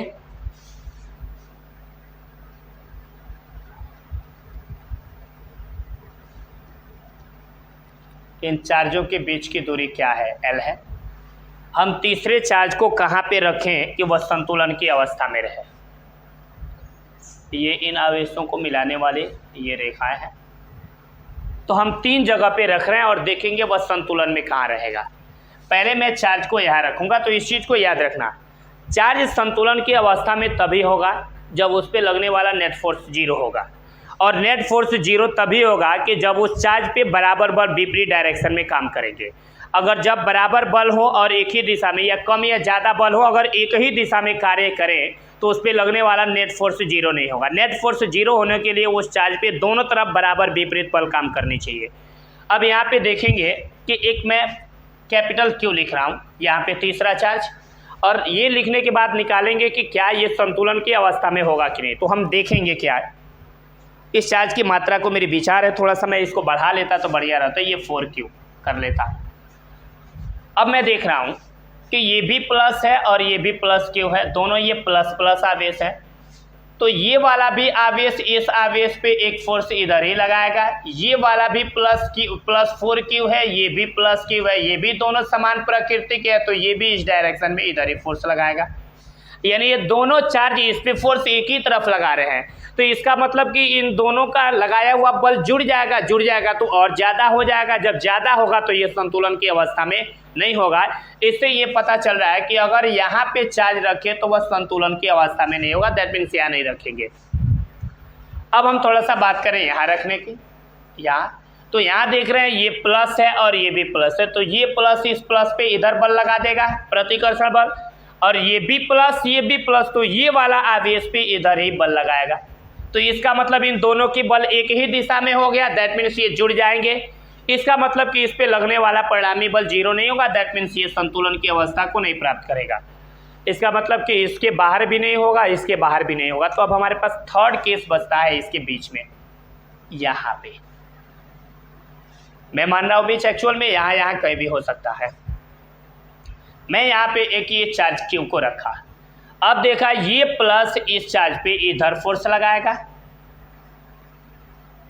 इस फोर्स को लिख रहा है F1 से, और ये चार्ज इस Q पे इधर फोर्स लगाएगा, इस फोर्स को हम किससे लिख ले रहे हैं? F2 से। इसका मतलब यहाँ पे अब बल विपरीत दिशा में वर्क करने लगे, दैट मीन्स यहाँ पे ऐसा लग रहा है कि इस पे लगने वाला बल कितना होगा?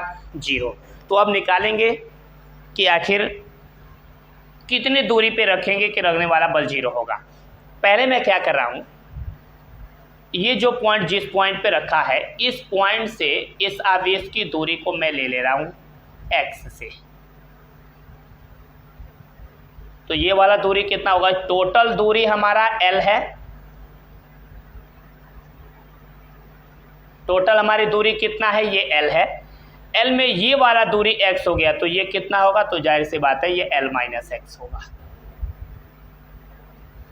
तब हमारे पास दो कंडीशन बने। मैंने देखा एक आवेश Q है, दूसरा 4Q, इनके बीच की दूरी कितना है? x। तो इस पे लगने वाला फोर्स F1 का मान कितना होगा? दोबारा सुन लीजिए, ये आवेश Q, ये भी आवेश Q, बीच की दूरी L माइनस x, और ये आवेश Q इस Q पे कितना बल लगा रहा है? F1। तो इस F1 का मान कितना होगा? तो हम निकालेंगे तो आएगा K, Q के जगह पे ये स्मॉल q, दूसरा Q क्या है? Capital Q। अब बीच की दूरी कितना है? L माइनस x, तो इसका हो जाएगा होल स्क्वायर। इसके बाद हम F2 की वैल्यू निकालेंगे, तो हम देखेंगे F2, ये चार्ज 4Q, ये प्लस Q, ये 4Q इस प्लस Q पे बल F2 लगा रहा है, तो F2 का मान क्या होगा? तो बोलेंगे K, Q के जगह पे एक 4Q, दूसरा क्या है? Capital Q। अब बीच की दूरी, इनके बीच की दूरी क्या है? x, तो x का वर्ग। अब देखिए इनका परिणामी निकालना होगा, तो कैसे निकालेंगे हम? कोई दिक्कत नहीं है इनका परिणामी निकालने में। इनका परिणामी निकालने का हमारे पास क्या तरीका है? कि हम F1 में से किसको घटा देंगे, F2 को, क्योंकि जब बल की विपरीत डायरेक्शन होगी तो F नेट यानी F टोटल कितना निकलेगा, इस चीज़ को समझे हम। F नेट नहीं ना, ये चार्ज संतुलन की अवस्था में तभी होगा जब इन दोनों के कारण इस पे लगने वाला बल क्या होगा, जीरो। और दोनों के कारण लगने वाला बल जीरो तभी होगा कि जितना इधर काम कर रहा है उतना ही इस डायरेक्शन में काम करे। जब दोनों बल बराबर और विपरीत दिशा में काम करेंगे तभी जोड़ेंगे तो क्या होगा, जीरो। या दूसरा तरीका यह है कि ये चार्ज तभी संतुलित अवस्था में होगा जब इसके और इसके कारण इस पे लगने वाला बल कितना होगा, जीरो होगा। और इस पे लगने वाला बल जीरो तभी होगा जब ये दोनों बल आपस में क्या होंगे, बराबर होंगे। इसका मतलब ये हुआ चार्ज Q के संतुलन की अवस्था के लिए जो F1 होगा ये किसके बराबर होगा, F2 के।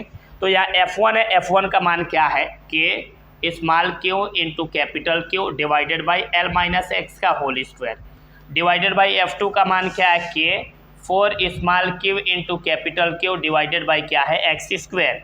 अब हम क्या देखेंगे, है K से K कैंसिल, ये Q से ये Q कैंसिल, ये Q से ये Q कैंसिल। अब यहाँ पे कुछ नहीं है तो क्या है, एक, तो क्रॉस मल्टीप्लिकेशन कर लेते हैं हम। यहाँ देखिए कुछ बहुत कॉम्प्लिकेटेड चीज़ें नहीं होने वाले, आसान चीज़ें हैं, बट थोड़ा सा समझ लेना है हम लोग को। अब देखिए क्या मिलेगा हमारा,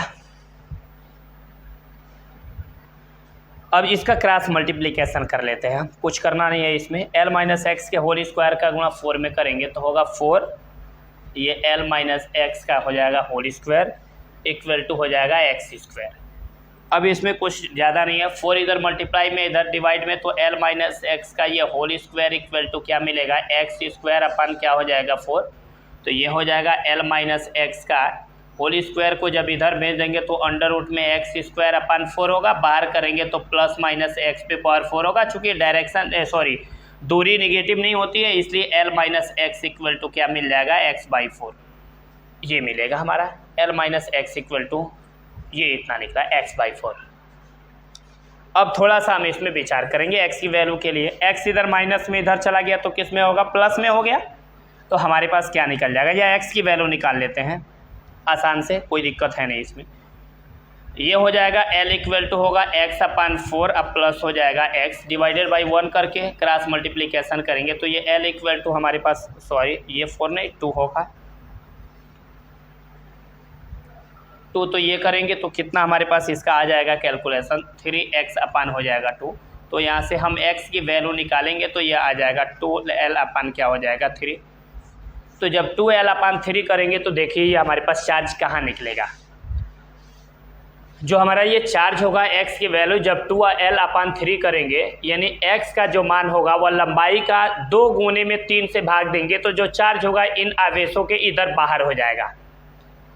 तो इसलिए x की ये वैल्यू न लेके हम थोड़ा सा ये वाला लेंगे ताकि जो हमारे पास चार्ज मिले इन आवेशों के मध्य में मिले, इसलिए हमें L माइनस एक्स की वैल्यू निकालनी है। तो ये हो जाएगा L माइनस, यहाँ x है, x के जगह पे क्या रख लेंगे 2L/3, तो ये 3 का मल्टीप्लाई L में होगा तो 3L माइनस हो जाएगा 2L, दैट मीन्स ये L/ क्या हो गया 3। इसका मतलब ये हुआ कि इस चार्ज को इस लंबाई यहाँ से यहाँ तक की लंबाई है इसके तिहाई वाले भाग में रखेंगे तो इस पे लगने वाला बल 0 होगा, दैट मीन्स ये संतुलन की अवस्था में होगा। तो ये एक तरीका हल हो गया, ये एक तरीका हो गया कैलकुलेट करने का। इसका मैं एक थोड़ा सा टेक्निकल तरीका बता दे रहा हूँ, एक शॉर्ट ट्रिक बता रहा हूँ जो भी आंसर लाएंगे। ये दूरी का मान निकालने का ये तरीका मैं बता रहा हूँ। ये x की value, x equal to formula आपको बता रहे हैं, ये small q1, that means sorry shortcut trick, ये x इक्वल टू हम आपको बता रहे हैं स्मॉल q1, ये छोटा वाला चार्ज है, अंडर रूट में ये q2 बड़ा चार्ज है, फिर प्लस ये अंडर रूट में q1 छोटा चार्ज, जहाँ q1 छोटा आवेश है। तो इसमें देखिए डायरेक्ट रिजल्ट निकालने का इनटू में ये क्या हो जाता है L।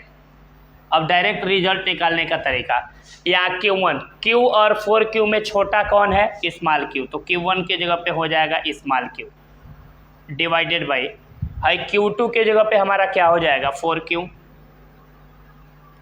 फिर ये Q1 है, Q1 की जगह पे क्या हो जाएगा स्मॉल q। अब देखिए हर जगह ये अंडर रूट में Q अंडर रूट Q है, तो हम आसान तरीका यही अपनाएंगे। तो ये अंडर रूट में Q ऊपर है, नीचे से ये अंडर रूट में Q कॉमन लेंगे तो यहाँ अंडर रूट में अभी 4 बचेगा, यहाँ से अंडर रूट Q निकल गया तो क्या बच गया 1। तो अब हमारे पास ये रिजल्ट होगा x इक्वल टू, इससे ये कट गया 1 टाइम्स में, सॉरी इंटू L छूटता आ रहा है, इंटू L नहीं छोड़ना है। ऊपर क्या हो जाएगा 1 और डिवाइडेड बाई 4 का वर्गमूल क्या हो जाएगा 2 अब प्लस ये हो जाएगा 1 इंटू क्या है L। तो ये x बराबर L एक करने क्या हो जाएगा L डिवाइडेड बाई 2 और 1 मिलके 3। देख लीजिए इससे पहले भी रिजल्ट यही L/3 आया था और ये भी L/3 आ गया। ये शॉर्टकट ट्रिक है। ये देख लीजिए एक बार और इस ट्रिक को मैं समझा दे रहा हूँ। x इक्वल टू देख लीजिए, अगर कोई 2 पॉजिटिव चार्ज हैं, इनके बीच में एक और पॉजिटिव चार्ज रखा है, उसके लिए ज्ञात करनी है कि उनके बीच में कहाँ पे रखा जाए कि ये संतुलन की अवस्था में रहे। तो हमारे पास शॉर्टकट ट्रिक होता है x equal to under root में ये छोटा वाला चार्ज, यानी इन दोनों में परिमाण में जो छोटा हो वह चार्ज बट्टे बड़ा वाला चार्ज का परिमाण, फिर अंडर रूट में छोटे वाले चार्ज का परिमाण इंटू n। ये x इक्वल टू ये अंडर रूट यहाँ Q1 के जगह पे हो गया Q, Q2 के जगह पे हो गया 4Q, फिर Q1 के जगह पे क्या हो गया Q इंटू हो गया L। अब क्या किया, ये Q ऐसे ही है, दोनों जगह अंडर रूट Q है तो कॉमन ले लें, तो यहाँ अंडर रूट 4 यहाँ Q निकल गया तो 1, इससे ये कट किया x इक्वल टू ऊपर 1 4 का वर्गमूल 2 ये है प्लस 1 2 और 1 मिल के 3, तो L करने L डिवाइडेड बाई 3। ये शॉर्टकट ट्रिक है। अब देख समझ में आती है कि अगर 2 धनात्मक परिमाण का अगर 2 समान परिमाण के आवेश दिए हैं, यानी 2 धनात्मक आवेश दिए हैं, तो तीसरा जो आवेश होगा सदैव उन आवेशों को मिलाने वाली रेखा के मध्य में स्थित रहेगा। यानी ये 2 धनात्मक आवेश दिए हैं, तो तीसरा जो आवेश होगा उसकी संतुलन की अवस्था के लिए इन आवेशों के मध्य में उसको स्थित रहना पड़ेगा, तभी जाके संतुलन की अवस्था में होगा। दोबारा सुन लीजिए कि अगर 2 धनात्मक आवेश दिए हो तो तीसरा आवेश सदैव उन आवेशों को मिलाने वाली रेखा के मध्य में स्थित रहेगा, तभी जाके संतुलन में। अब मध्य का मतलब बीचों बीच में नहीं, यहाँ कहीं पे भी रहेगा तभी वह संतुलन की अवस्था में रहेगा। तो इस चीज़ को लिख नहीं रहे, आप समझ लीजिए कि अगर 2 धन आवेश दिए हैं, अगर तीसरे धन आवेश की संतुलन की अवस्था को प्राप्त करना चाहते हैं तो इन आवेशों को मिलाने वाली रेखा के बीच में रखना पड़ेगा यहाँ पे, यानी इसके और इसके बीच में यहाँ कहीं भी हो सकता है। नेक्स्ट क्वेश्चन देखेंगे ये वाला।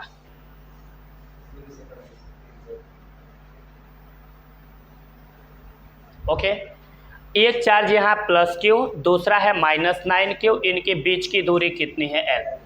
एक तीसरे चार्ज को हम कहाँ पे रखें कि वह संतुलन की अवस्था में रहे। जाहिर सी बात है मैं 3 जगह चयन कर रहा हूँ।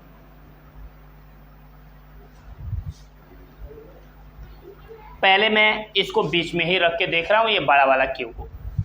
हम जानते हैं जब इस चार्ज पे लगने वाला बलों की दिशा विपरीत होगी तभी जाके ये संतुलन की अवस्था को प्राप्त करेगा, दैट मीन्स इस पे लगने वाला बल 0 होगा। हम क्या देख रहे हैं, ये -Q है और ये क्या है प्लस और माइनस में आकर्षण होगा, दैट मीन्स ये माइनस इसको अपनी तरफ इस डायरेक्शन में खींच लेगा। ये भी प्लस इन दोनों में प्रतिकर्षण होगा, ये इस आवेश को खींचेगा नहीं, इस पे इधर पर लगाएगा, दोनों की डायरेक्शन सेम हो गए, इसका मतलब इनका परिणामी 0 नहीं होगा, दैट मीन्स ये बीच में आवेश नहीं रखा जाएगा, ये गलत कंडीशन है, हटा दिए। अब हम इधर रख रहे हैं, यहाँ पे बड़ा Q को यहाँ रखेंगे, तो देख रहे हैं ये माइनस, ये क्या चीज़ है प्लस, तो ये वाला इस आवेश को इधर खींचेगा, ये प्लस ये भी क्या है प्लस, तो ये प्लस इस आवेश को क्या करेगा इधर ढकेलेगा। यहाँ बलों की डायरेक्शन क्या हो गई विपरीत हो गई, इसका मतलब कि इस पे लगने वाला बल 0 होगा। बट एक चीज़ है, हम देख रहे हैं कि ये चार्ज क्या है बड़ा है और ये वाला क्या है छोटा है, तो बड़े चार्ज के पास इसको रखेंगे तो इन दोनों के बीच लगने वाला बल क्या होगा बढ़ जाएगा, और इन आवेशों के बीच की दूरी ज़्यादा होने के कारण इनके बीच लगने वाला बल क्या होगा कम हो जाएगा। तो ये ज़्यादा और ये कम जब इनका योगफल करेंगे तो अभी कुछ बल बाकी रह जाएगा, दैट मीन मान लीजिए इसके द्वारा इस पे लगने वाला बल 10 न्यूटन आए और इसके कारण इस पे लगने वाला बल इसके कारण इस पे लगने वाला आकर्षण बल 10 न्यूटन आए और इसके कारण इस पे लगने वाला बल 5 न्यूटन है। इनका योगफल करेंगे, भले ये विपरीत है तो 10 में से 5 घटा देंगे 5 न्यूटन। अभी 5 न्यूटन बल बच गया तो ये संतुलित नहीं है, ये इधर खींच जाएगा। इसका मतलब ये हुआ कि इस पे लगने वाला बल 0 करना है, और यहाँ पे बड़े वाले चार्ज के पास रखेंगे तो इस पे लगने वाला बल 0 नहीं होगा। इसका मतलब ये वाला स्थान सही नहीं है, यहाँ से भी हटा देते हैं। अब हमारे पास तीसरा बचता है RQ, यहाँ काम करेगा। इस प्लस Q के कारण इस पे लगने वाला इस डायरेक्शन में बल को हम क्या लिख ले रहे हैं, F1। इस माइनस Q के कारण इस पे लगने वाले बल को हम क्या लिख ले रहे हैं, यहाँ पे F2। क्लियर है। अब चूंकि ये F1 के नज़दीक ये रहेगा तो इनके बीच ज़्यादा बल लगेगा। मान लीजिए 10 न्यूटन लगा, ये F2 ये वाला आवेश दूर है और ये वाला आवेश भी दूर, इनके बीच की दूरी ज़्यादा होने के कारण या आवेश का परिमाण ज़्यादा है बट दूरी ज़्यादा होने के कारण बल कम हो जाएगा, लगभग 10 न्यूटन लगेगा। दोनों की प्रकृति विपरीत है, एक प्लस दूसरा माइनस, योगफल करेंगे तो क्या हो जाएगा, 0।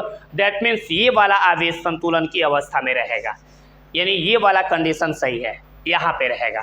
अब हम क्या कर रहे हैं, इनकी दूरियों को मान ले रहे हैं। मान ले रहे हैं यहाँ से इस आवेश की दूरी क्या लिख ले रहे हैं, x।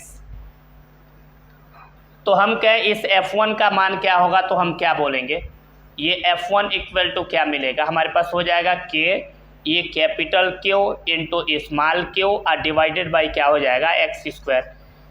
अब मैं पूछूं कि इस F2 का मान क्या होगा, तो F2 बराबर बोलोगे ये K इंटू ये कैपिटल Q इंटू ये क्या होगा, स्मॉल ये Q यानी 9Q और डिवाइडेड बाई यहाँ से यहाँ तक की दूरी क्या होगा, तो ये L और ये x, तो टोटल दूरी क्या होगा, L प्लस x। तो ये हो जाएगा L प्लस x का होल स्क्वायर। चूँकि ये दोनों बल बराबर हैं, प्रकृति विपरीत है, दैट मीन्स ये F1 इक्वल टू क्या चीज़ है, F2 है। तो यहाँ F1 का मान क्या आया है, K capital Q into small Q divided by x²। इसका भी शॉर्टकट ट्रिक भी बताएंगे। यहाँ पे F2 का मान क्या है, K capital Q into 9 small Q divided by ये L प्लस x का क्या है, होल स्क्वायर है। ये K से K खत्म, Q से ये Q खत्म हो गया, स्मॉल Q से ये स्मॉल Q खत्म, कुछ नहीं है तो एक एक क्रॉस मल्टीप्लिकेशन करेंगे। L प्लस x के होल स्क्वायर का गुणा हम एक में करेंगे तो क्या होगा, ये L प्लस x का हो जाएगा होल स्क्वायर, और x² का गुणा 9 में करेंगे तो क्या हो जाएगा, ये 9x²। क्लियर है ये। अब बर को इधर भेजेंगे तो ये L प्लस x बराबर अंडर रूट में क्या आएगा, 9x²। तो ये L प्लस x बराबर 9x² का वर्गमूल प्लस माइनस 3x होगा। चूँकि दूरी कभी ऋणात्मक नहीं होती है इसलिए ऋण चिन्ह को खत्म कर देंगे। तो ये L प्लस x बराबर क्या हो जाएगा, 3x। x इधर प्लस में इधर गया तो माइनस में, तो 3x माइनस हो जाएगा x। दैट मीन्स 3x में से एक x घटा देंगे, 2x इक्वल टू L। 2 इधर मल्टीप्लाई में इधर गया तो डिवाइड में, तो ये L अपन क्या हो गया, 2 यानी हाफ, L का हाफ निकलेगा। अब देखिए इसका शॉर्टकट ट्रिक कितना होगा, इसको हल करने का शॉर्टकट तरीका सेम वही वाला। भाई उसमें दोनों आवेश ये प्लस था तो फार्मूले में प्लस आया था, और इसमें माइनस आ गया तो माइनस करेंगे। तो x बराबर इसका फार्मूला होगा अंडर रूट में Q1 that means small charge divided by under root में Q2 दैट मीन्स कैपिटल यानी बड़ा वाला चार्ज, परिमाण में जो बड़ा होगा वह चार्ज, माइनस ये अंडर रूट में स्मॉल Q दैट मीन्स छोटा वाला चार्ज। तो x equal to under root में यहाँ Q1 है, Q1 की जगह पे तो Q ही है, Q2 की जगह पे क्या है 9Q। माइनस नहीं रखेंगे क्योंकि ये सिर्फ ये रिप्रेजेंट करता है, इसकी प्रकृति विपरीत है, यानी ये हो जाएगा 9Q और माइनस Q1 की जगह पे सिर्फ Q। तो हमने क्या देखा, अंडर रूट में Q रहेगा, दोनों जगह under root Q under Q है तो अंडर रूट Q कॉमन लेंगे तो यहाँ 9 बचेगा, 9 का वर्गमूल क्या हो जाएगा 3 और Q निकल गया तो 1। मैं फार्मूला बार बार थोड़ी सी मिस्टेक लिख रहा हूँ, यहाँ L रहेगा इंटू L इंटू ये L। तो ये x इक्वल टू इससे ये ख़त्म हो गया, ऊपर 1/3 में से एक घटा देंगे 2 और इंटू क्या है L। तो ये x बराबर L करना है, L डिवाइडेड बाई क्या मिल गया 2। देखिए दोनों से सेम रिजल्ट आया। तो ये इसका शॉर्टकट ट्रिक है और ये भी इसका लेंथी प्रोसेस है। यूपी बोर्ड में पूछेगा तो ऐसे करेंगे, कॉम्पिटिटिव में पूछेगा तो ऐसे करेंगे। ये आसान से तरीका हमारे पास हल करने के लिए है।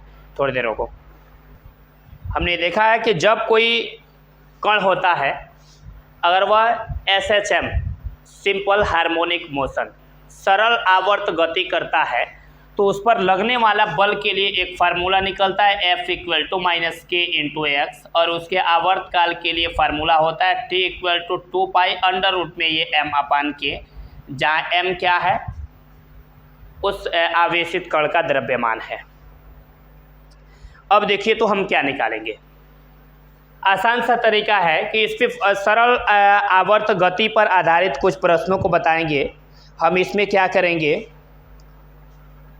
एक आवेशित कण लेंगे और उस आवेशित कण को हम सरल आवर्त गति कराएंगे और उसका आवर्त काल टाइम पीरियड निकालेंगे।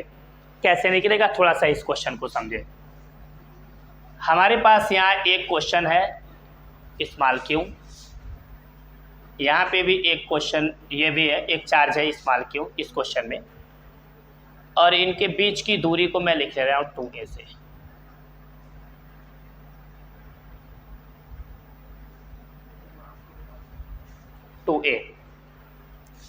अब क्या कर रहे हैं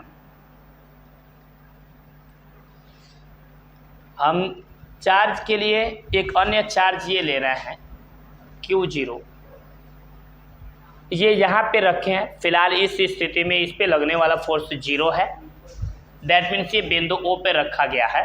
तो यहाँ से यहाँ तक की मैं दूरी पूछ रहा हूँ, तो ये टोटल 2a है, तो यहाँ से यहाँ तक की दूरी कितना हो जाएगा a, और यहाँ से यहाँ तक की ये भी दूरी कितना हो जाएगा a। इस पे लगने वाला फोर्स 0 है। मैंने थोड़ी देर बाद क्या किया, इस ये Q0 जो परीक्षण आवेश था मैंने थोड़ा सा इधर विस्थापित, अभी फिलहाल इसके कारण लगने वाला बल 0, इसके कारण लगने वाला बल क्या है 0, यानी जितना बल ये इस आवेश पे इधर लगा रहा है ये भी उतना ही बल इस आवेश पे इधर लगा रहा है। दैट मीन्स इन दोनों के कारण इस पे लगने वाला परिणामी बल 0 है फिलहाल। अब मैंने क्या किया, इस Q0 को मैंने थोड़ा सा विस्थापित करके इस पॉइंट पे लाया, यानी मैंने कुछ किया नहीं। जो ये Q0 थे पहले यहाँ पे थे, अब मैंने x दूरी विस्थापित करके अब Q0 को यहाँ पे ला दिया। तो इसका मतलब ये हुआ कि अब इनके बीच बल ज़्यादा काम करने लगा और इनके बीच क्या हो गया, कम। तो ये इनके बीच जब ज़्यादा फोर्स काम करेगा तो ये चार्ज इस चार्ज को क्या करेगा, ऐसे इधर ढकेलेगा, तो ये बड़ी स्पीड से घूमता हुआ आएगा। तो अब आएगा तो यहाँ रुकेगा नहीं, क्योंकि जड़त्व के कारण कोई वस्तु गतिमान है तो वो गतिमान ही रहना चाहेगा। तो जब ये गति करता हुआ आएगा तो यहाँ रुकेगा नहीं, ये यूं गति करता हुआ सपोज करो यहाँ चला आया। तब तक देखा अब इनके बीच की दूरी कम हो गई। अब ये चार्ज क्या करेगा, इस पे इधर बल लगाएगा, अब फिर ये इधर जाएगा। दैट मीन्स ये सिंपल हार्मोनिक मोशन, सरल आवर्त गति ऐसे करेगा। तो इसका आवर्त काल कितना होगा हम ये निकालेंगे। अब देखिए निकालने का तरीका, फिलहाल मैं मान रहा हूँ कि चार्ज यहाँ पे है, तो इनके बीच की दूरी कितनी है, तो यहाँ से यहाँ तक की दूरी क्या है a, और ये वाला दूरी x, तो ये कितना हो जाएगा, तो हम निकालेंगे तो ये आएगा a माइनस एक्स। तो हम मान ले रहे हैं कि ये चार्ज इस पे जो फोर्स लगा रहा है ये F1 है, तो हमारे पास ये F1 का मान कितना निकल के आया, बताएं F1 का मान कितना निकल के आएगा। आसान तरीका, इस F1 का मान निकालेंगे तो आएगा Q0 upon a minus x का क्या हो जाएगा, होल स्क्वायर। हम डायरेक्ट F नेट निकाल रहे हैं, कितना इन दोनों के बीच कितना फोर्स काम करेगा, तो होगा Q into Q0 divided by क्या हो जाएगा, ये a माइनस एक्स का होल स्क्वायर। देखिएगा दूसरा नंबर, अब यहाँ उस समय ये Q इस Q0 पे कितना बल लगाएगा, तो ये वाला इस पे एक बल इधर लगाएगा, ये क्या होगा F2 होगा। तो इस F2 का मान निकालेंगे तो क्या होगा, तो सेम F बराबर Q into Q0 divided by इनके बीच की दूरी लेंगे ना, तो इनके बीच की दूरी क्या होगा, यहाँ से यहाँ तक की दूरी a है और ये वाला दूरी कितना है, x है। तो ये x दूरी और यहाँ से यहाँ तक a, तो टोटल यहाँ से यहाँ तक क्या होगा, तो ये a अब प्लस क्या हो जाएगा x, तो ये a प्लस x का क्या होगा, होल स्क्वायर। चूँकि इन दोनों बलों की डायरेक्शन विपरीत है, इसलिए इनके परिणामी को हम क्या करेंगे, घटाएंगे। तो किसमें से किसको घटाएंगे, ज़्यादा बल वाले में से कम वाले बल को घटाएंगे। तो चूंकि इसकी दूरी कम होने के कारण इनके बीच कार्य करने वाला बल ज़्यादा होगा, दैट मीन्स F1 ज़्यादा F2 कम, तो हम इस F1 में से किसको घटा देंगे, F2 को। तो ये F हमारा नेट टोटल कितना मिलेगा, KQ0 है, तो यहाँ से KQ इंटू Q0 को हम बाहर कर लेंगे, तो यहाँ क्या बचेगा 1 माइनस ए माइनस एक्स का होल स्क्वायर माइनस ये 1 अपान ये ए प्लस एक्स का क्या हो जाएगा होल स्क्वायर। तो अब हमारे पास ये एफ नेट कितना हो जाएगा, KQ इंटू Q0। हम इसका क्रॉस मल्टीप्लिकेशन करें, यानी इसका गुणा इसमें, इसका गुणा इसमें, फिर नीचे का गुणा नीचे करके हम इसको हल करेंगे तो आएगा 4ax अपान ये ए स्क्वायर माइनस एक्स स्क्वायर का होल स्क्वायर।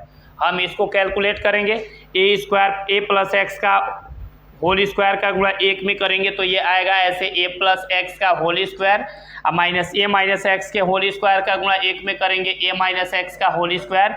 इसको ढक लीजिए, एक कोष्ठ में ए माइनस बी, दूसरे कोष्ठ में ए प्लस बी, ए स्क्वायर माइनस बी स्क्वायर, और दोनों पे स्क्वायर है तो लिख लीजिए। तो ये ए प्लस बी का होल स्क्वायर करेंगे, ये ए माइनस बी का होल स्क्वायर करके ब्रैकेट ओपन करेंगे, आगे माइनस से चिन्ह बदल जाएगा, जो कटने वाला है कटेगा, तो लास्ट में रिजल्ट ये बचेगा।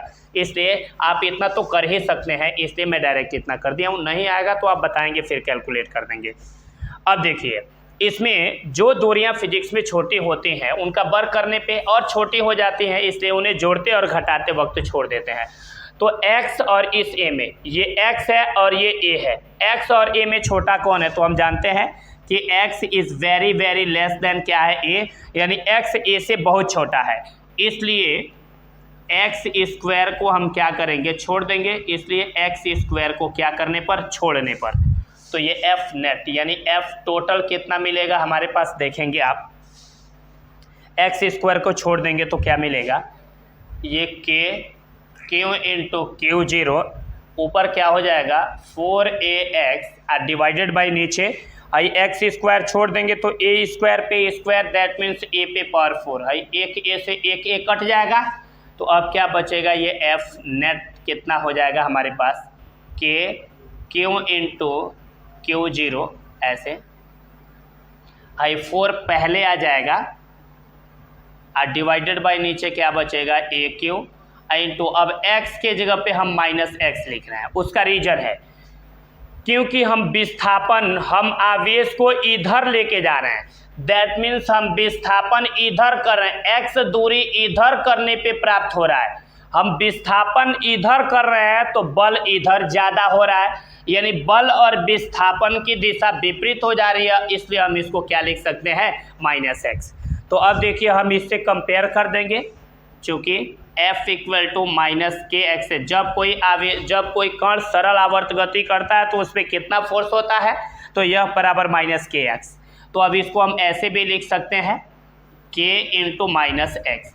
अब देखिए माइनस एक्स है, छोड़ देंगे तो K बराबर हमें क्या मिल गया, F है, छोड़ दीजिए, माइनस एक्स है, छोड़ दीजिए, तो K की जगह पे ये पूरा मिला ना, कंपेयर किए तो K बराबर मिल गया 4Q इंटू Q0 और डिवाइडेड बाई क्या मिल गया है AQ।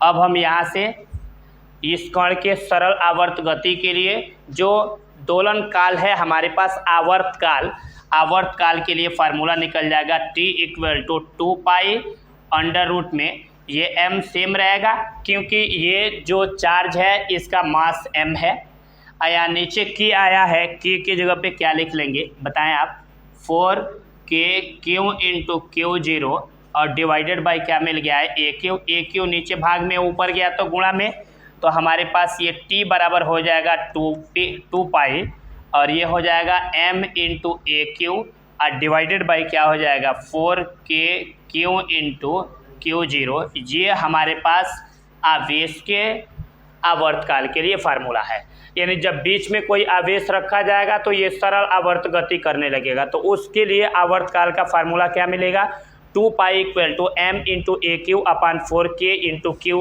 Into Q0।